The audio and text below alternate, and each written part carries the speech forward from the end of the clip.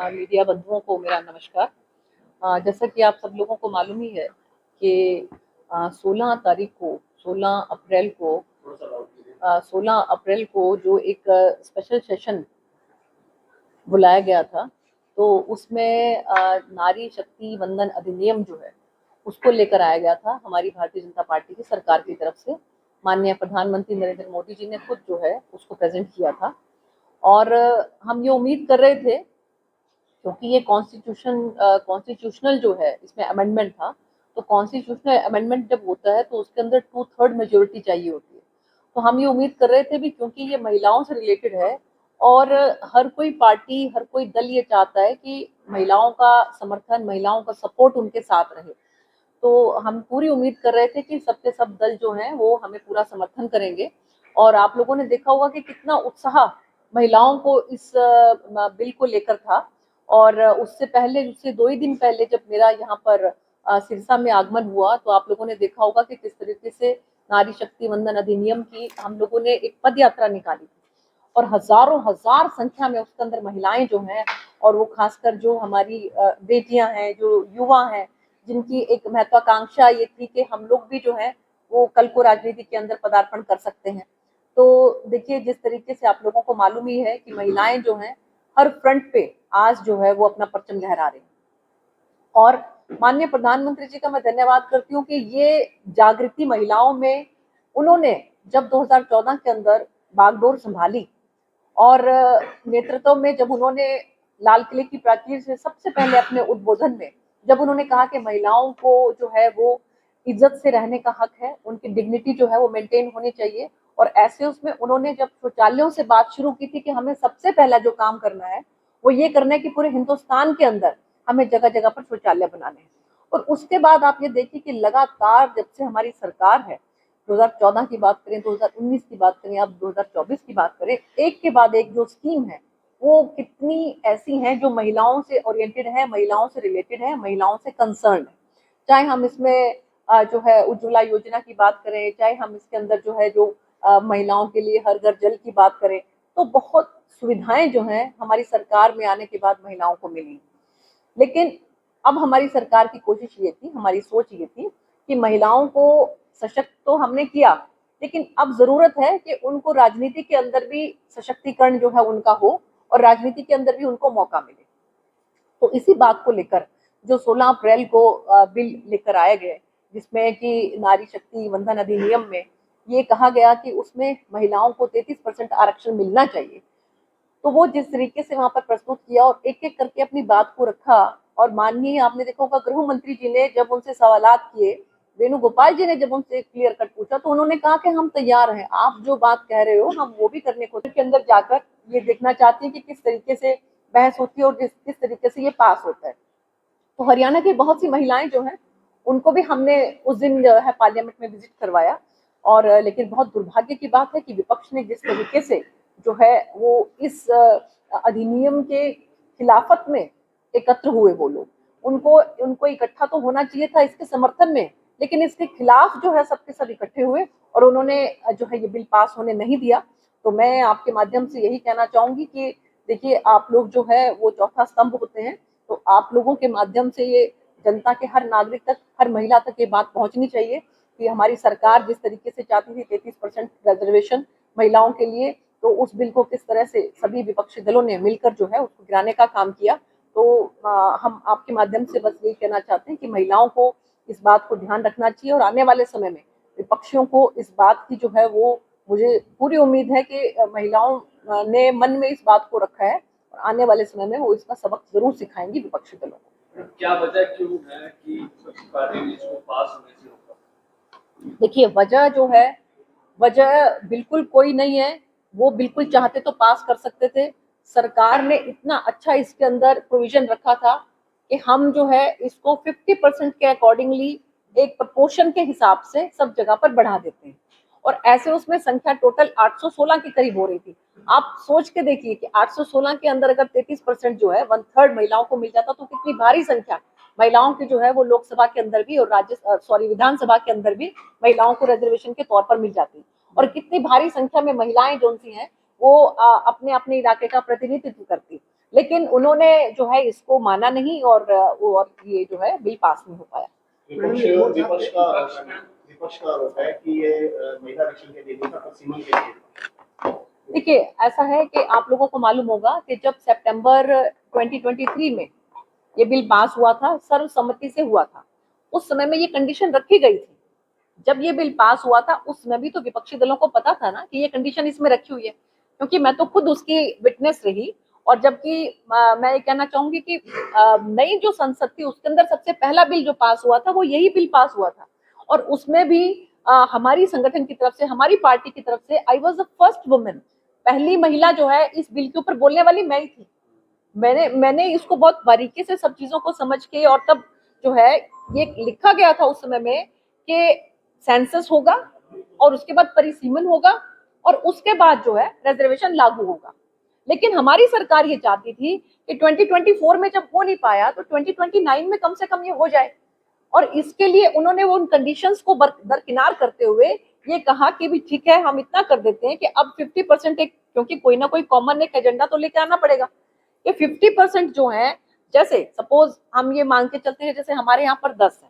तो 10 में इसका 50% कितना हुआ, 5 हुआ, तो इसमें 5 और ऐड करके टोटल 15 सीटें जो है वो हम लोकसभा की यहाँ पर कर देते हैं। तो यही फॉर्मूला जो है सभी राज्यों के अंदर लगाकर हमारी सरकार ने ये कहा कि इस तरीके से 816 के अराउंड पड़ती थी, उसका अगर 33% आप करते हैं तो महिलाओं को रिजर्वेशन वो मिलना चाहिए, और इसी कैलकुलेशन को सभी विधानसभाओं के अंदर भी लागू करने का हमारी सरकार ने सोचा था। तो इसमें गलत क्या है, व्हाट्स रॉन्ग इन इट? लेकिन देखिए आप, उन्होंने नहीं मानी इस बात को, क्योंकि अब क्या उनकी मंशा है, क्या सोचकर उन्होंने जो है महिलाओं को आगे बढ़ना नहीं देना चाहते। तो मुझे लगता है कि बहुत जबरदस्त लोगों के अंदर और महिलाओं के अंदर खासकर निराशा है इस बात को लेकर। नहीं देखिए ऐसा है कि जो कंडीशंस 23 में रखी थी उन कंडीशंस को कुछ तो उसके हिसाब से चलना पड़ेगा। उसमें तो ये था कि पहले सेंसस होगा फिर परिसीमन होगा, और उसमें टाइम लंबा लगना था। तो जब एक एक जिसको बोलते हैं ना कि बीच का रास्ता अगर निकाल के लेके आई थी सरकार, तो उसमें देने में क्या दिक्कत है? जी तो लगाई सकती थी आपकी पार्टी, ये 33% क्यों नहीं रिजर्वेशन, पहले रिजर्वेशन दे दो आपको। देखिए ऐसा है कि वो हर पार्टी का अपना एक इंटरनल डेमोक्रेसी होती है, अपने एक इंटरनल सिस्टम होता है, और संगठन के अंदर तो हमारे जो है वो रिजर्वेशन है ही। हमारे संगठन में तो आप देखिए कि जो है महिलाएं, अभी आप देखिए कि यहाँ हमारी जिला अध्यक्ष बैठी हैं और पूरा का पूरा हमारा मोर्चा, महिला मोर्चा का, उसकी एक बानगी अगर आप पिछली वीडियो निकाल के देखें तो आप देख सकते हैं कि जिस तरीके का इन सब लोगों ने मिलकर, महिलाओं का ही तो कार्यक्रम था वो पदयात्रा के अंदर जिस तरीके से महिलाएं जो है एकदम से पूरा उमड़ कर आई थी, तो उससे आप अंदाजा लगा सकते हैं कि महिलाएं जो है वो कितना, उनको हमारी पार्टी में या संगठन में प्रेफरेंस मिलती है। विपक्ष हमेशा दावा करता है कि नारी के उत्थान के लिए विपक्ष एकजुट है, अच्छा काम करता है। हालांकि बीजेपी जब महिलाओं के विरुद्ध कोई भी स्टेप उठाती है तो क्रिटिसाइज खूब करते हैं, लेकिन अब जो महिला का जो बिल है पास नहीं हुआ, किस तरह का रवैया उनका देखने को मिला? इनका विपक्ष का तो मैंने आपको जैसे पहले ही बताया कि जब एक कोई कैलकुलेशन करके सरकार इतने अच्छे तरीके से लेकर आई थी बिल को,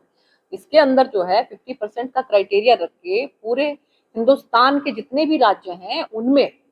जो लोकसभा की सीटें बढ़ती उसके हिसाब से टोटल 816 होती। वही फॉर्मूले को अगर हम विधानसभा में भी लागू करते करते तो बहुत जल्द जो है हमारी माताओं बहनों को, हमारी बेटियों को मौका मिलता, और 2029 के अंदर ये सुनिश्चित हो जाता कि अब इसमें 816 जो टोटल संख्या होती है उसके 33% के हिसाब से महिलाओं को रिजर्वेशन मिलता। लेकिन उन्होंने इस बिल को पास नहीं होने दिया। तो क्योंकि कोई ना कोई, आप देख रहे हैं कि पिछले 27 वर्षों से ये बिल लटका हुआ था,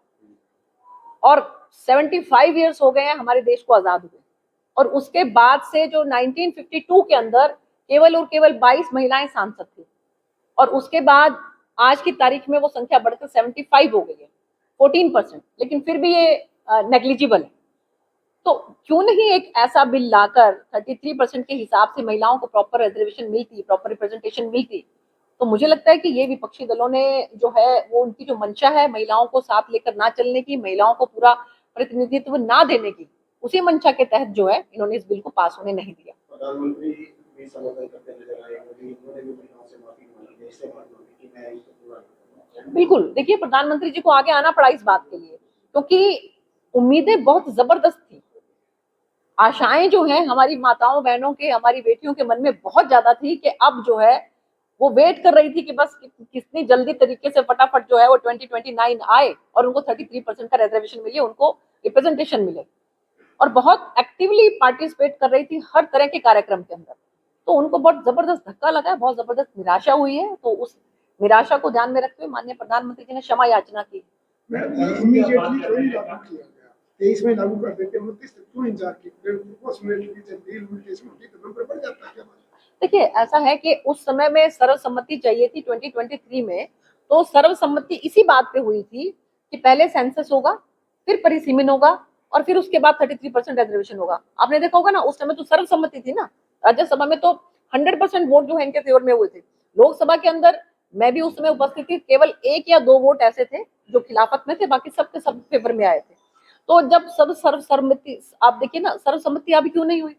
उस समय में सर्वसम्मति इसीलिए हुई क्योंकि वो एग्री कर गए थे कि पहले सेंसस करवाओ, फिर परिसीमन करवाओ, उसके बाद आप रिजर्वेशन दो। लेकिन उसके हिसाब से तो ये बहुत लिंगर ऑन हो जाता, बहुत लंबा चला जाता। तो इसीलिए सरकार ने एक बीच का रास्ता निकाला कि क्यों ना हम इस तरह से करें कि 50% के हिसाब से इसको हर जगह पर बढ़ाकर हर राज्य के अंदर 816 बनती है, उसका 33% दे देते हैं और 2029 से लागू हो जाएगा।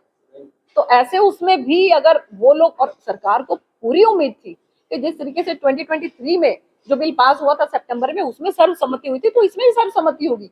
लेकिन उनको लगा कि अगर तुमने सर्वसम्मति दी तो ये तो मिल ही जाएगा महिलाओं को, और वो नहीं चाहते थे कि ये मिल जाए, और इसीलिए मुझे लगता है कि उन सब लोगों ने जो है इसका विरोध किया। विपक्ष नहीं चाहता है रिजर्वेशन मिले महिलाओं को, लेकिन बीजेपी चाहती है, तो क्या ये कानून नहीं बना, लेकिन बीजेपी अपने पार्टी के इंटरनल जो है जो टिकटें बांटना है या कोई भी इलेक्शन है, हरियाणा के अंदर भी अभी इलेक्शन होने जा रहा है, क्या वहां पर बीजेपी महिलाओं को आरक्षण देगी 33% का? देखिए, बिल्कुल जो है बहुत बार बहुत सी चीजें देखी जाती हैं, क्योंकि अगर कंपटीशन, अगर रिजर्वेशन होता है महिलाओं के लिए, तो जो सीट महिलाओं के लिए रिजर्व है वहां पर उसका कंपटीशन महिला के साथ ही होगा। लेकिन अगर रिजर्वेशन नहीं होता है तो बहुत सी चीजें देखी जाती है, विनेबिलिटी देखी जाती है कि जिस कैंडिडेट को हम लेकर आ रहे हैं वो जीत भी सकता है कि नहीं जीत सकता। हम यहाँ से महिला को खड़ा कर देते हैं, लेकिन वहां से कोई पुरुष आ जाता है और उसकी विनेबिलिटी ज्यादा है, तो फिर हमें ये देखना पड़ेगा कि यहाँ पर हम इस महिला को सिर्फ इसलिए दे दें क्योंकि महिला को हमें देना है, लेकिन हमारी वो जो है वो सीट निकल जाए और वो सीट विपक्ष में चली जाए, तो वो नुकसान भी तो पार्टी नहीं झेलना चाहेगी ना। तो इसलिए इन सब बातों को मद्देनजर रखते हुए, क्योंकि रिजर्वेशन अगर होती है तो रिजर्वेशन में तो महिला के खिलाफ महिला ही लड़ेगी, लेकिन अगर जब तक रिजर्वेशन नहीं होती है तो तब तक विनेबिलिटी देखी जाती है। तो इसलिए फिर भी हमारी पार्टी की तरफ से जहां कहीं पर भी संभव हो सकेगा वहां पर महिलाओं को रिप्रेजेंटेशन मिलेगा। कानून की बात कर रहे हैं, हालांकि विपक्ष ये बात कहता है कि जो कानून लाने चाहिए, जो पेंडिंग है, जिस तरीके से स्वामीनाथन आयोग की रिपोर्ट है वो लागू होनी है, वो आज तक लागू नहीं हुई, उन पर बीजेपी काम नहीं कर रही है, लेकिन अपने मुद्दों को डाइवर्ट करने के लिए इस तरीके के जो है अपनी स्कीम्स लेकर आती है। देखिए, ऐसा है कि स्वामीनाथन में रिपोर्ट में जो कुछ भी था, आज मुझे लगता है उससे कई गुना बढ़ चढ़कर किसान भाइयों को मिल रहा है। लेकिन वो आयोग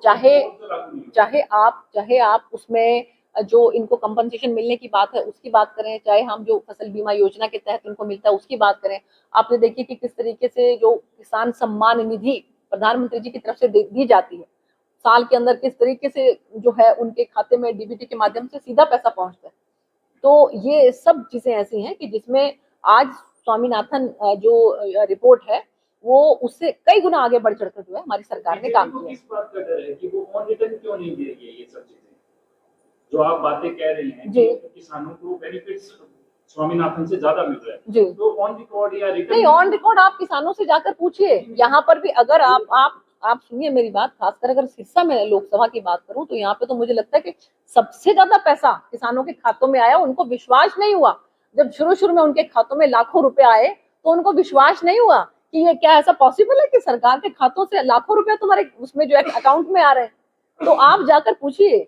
सच में जो है ये यहाँ पर सबसे ज्यादा जो है वो, चाहे फसल में कोई फसल की खराबी हो तुरंत प्रभाव से, और आप एमएसपी देखिए सबसे ज्यादा पूरे हिंदुस्तान के अंदर अगर कहीं मिल रहा है तो वो हमारे हरियाणा के अंदर मिल रहा है।